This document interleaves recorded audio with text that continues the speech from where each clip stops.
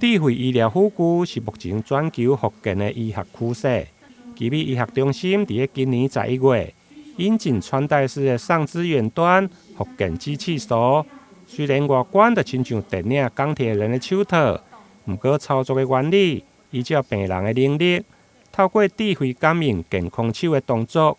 就用个肩部带动患者手部的模仿动作，不管是抓握，或者是手指头的弯翘顶。传统复健啊，早些都会以好手协助患侧手做动作，那病人就容易因为低成就感，然后情绪低落，而导致到他的复健动机降低，然后也就影响到他复原的速度。那借由这一个智慧型辅具的辅助，可以让病人循序渐进的训练他的需求，然后可以让病人提升他的治疗动机，然后也缩短到他的复健时间。这个穿戴式上肢远端复健机器手的操作原理，就是借由感应健康手的动作，同步带动患侧手去做出动作，那让病人在手指张开、握拳的动作之间去感受动作的控制，然后进而模仿出对称性的动作，那也借此刺激大脑神经细胞去重塑，造成新的连接，而且可以结合治疗师的治疗手法，可以让病人在安全的辅助之下提早进入功能性的训练，让病人可以模拟日常生活、引导上肢动作等等。那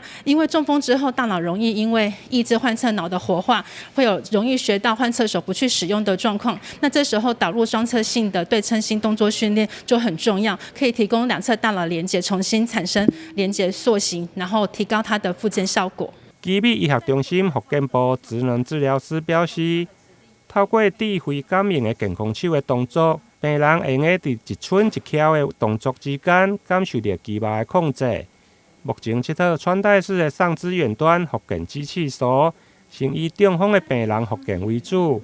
未来会持续推广到周边神经受损的患者。台南新闻林根采访报道。